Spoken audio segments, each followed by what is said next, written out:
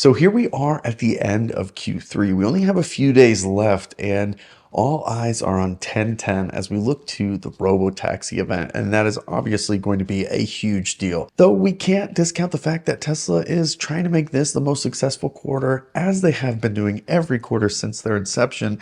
But over time, their incentives have gotten more and more complex. This quarter, Tesla has put together a ton of different incentives that can be kind of cobbled together and brought for a different, unique kind of deal, so to speak, for everybody. And we're going to dive into all those details today, but really here's kind of the big picture of what the deals are this quarter. Quite possibly the biggest deal right now is with finance rates for the Model 3 and the Model Y. Now there are two different kinds of interest rate deals with the Model 3 and Model Y.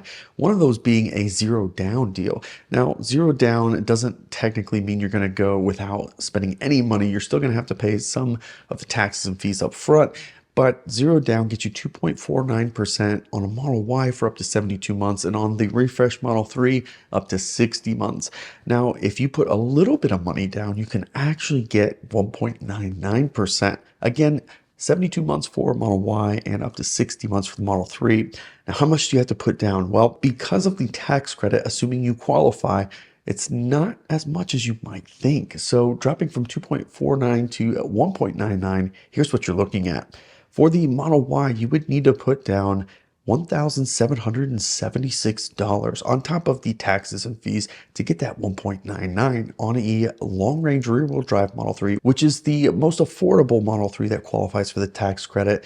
You're looking at $1,276. So between $1,200 and $1,800 down will get you actually down from 2.49 to 1.99% APR. That's actually a pretty good deal, but it doesn't stop there. Of course, Tesla has offered a full self-driving transfer a few times in the past, and this quarter they have indeed offered that as well. So if you have full self-driving right now, you can transfer that to a new purchase. You don't have to trade in your car, but basically you're removing full self-driving from a vehicle you already own and applying that to the new vehicle. This is an $8,000 option today, but this is a really good way to transfer into a newer vehicle. If you have an older one that maybe has hardware 3 or maybe hardware 2.5, might be a good time to consider jumping into hardware for vehicles that they're making today. Next up is something that's been around for a while. It's kind of changed a little bit, but this is for the refresh Model 3 Performance. Of course, at $54,990, it is right under the tax credit threshold. So any options will make this unfortunately not qualify. Now, you can have either black or white interior. They don't charge for that option in the Performance Model 3, but if you add full self-driving to your purchase, you can actually add any options. You can add any of the colors you want, any of the interior color you want, and it won't be an additional cost. So that'll keep the MSRP right where it needs to be to get you qualified for that tax credit. So if you want a ultra red on white interior Model 3 Performance, make sure you get full self-driving, and you'll still get that tax credit of $7,500. And another thing that happened recently, Tesla brought the Model X into tax credit qualification, just under $80,000 if you get the 5-seat configuration. Now, something that they did recently is they actually allowed you to add an option if you add full self-driving for free. So if you add full self-driving to the Model X, you can actually get one of any of the options for free. And as it sits, you would probably want to go with the 6-seat configuration if you wanted to maximize the value of that, since that is a $6,500 option, but you can only add one option. You can add a $1,000 yoke, or you can add a $6,500 seat configuration upgrade. Anything but only one option. That'll keep it in the tax credit qualification, but it's a great way to get Model X's that aren't just 5 seats qualified for that tax credit, really expanding the customer base that might be interested in Model X. Actually, a really good deal if you're considering getting it with full self-driving. Then, of course, we had the military program released recently where ID Me. It's a verified system all online that will basically show that you are qualified or not, and that'll get you $1,000 off the purchase of a Tesla. If you stack that then with the referral, you can get another $1,000. So there's up to $2,000 there if you are military and if you use somebody's referral link. And of course, it doesn't matter whose link you use, but you will get $1,000 off your purchase, which is a really good deal. And for the person who refers you, they will be given that $500 credit as part of the updated referral program for referrers as well. So they'll have that $500 to spend however they like, whether that's on a new vehicle or on service or on supercharging, however they like to use it. That $500 will be sitting there in their account for referring you. And with this new program, you're limited to only 10 referrals. So if somebody's referral credit is maxed out, just use somebody else's referral link and you'll get that $1,000 off as well. Unfortunately, the lease rates for the Model 3 and the Model Y haven't been as good as they've been historically. So right now, really the only way you would want to consider a rear-wheel drive Model 3, just the standard, the lowest cost one, is if you're to lease it. It comes in at $299 with $29.99 down, and that gets you 36 months, 10,000 miles. That's an okay deal. That's pretty much in line with what it's been, but stepping up from there, you're talking $389 for the long-range rear-wheel drive Model 3 and $439 for the Model Y long-range rear-wheel drive. Now, these are not the best rates that we've seen in the past. They're okay. They're within the ballpark, but nothing really crazy to write home about with these lease deals. But for leases, that's what we're looking at. I do want to look, however, over at the computer because there's a few things to look at on how this all breaks down. All right, so as you can see right here, obviously that zero due at signing is right here. Basically, 0% will get you 2.49% APR for $36.72 on Model Y. And like I said, at 0%, 2.49, but if you bump this up to $1,776, you'll actually get that new promotional rate at 1.99. So it actually does make quite a big difference. And if we remove the gas savings, but we keep the tax credit here, the difference we're talking about is 548 at the 1.99 with 1776 down versus $582. So we're talking about $44 in difference, which is quite a bit. So that $1,776 will actually save you an additional $20 a month in interest alone.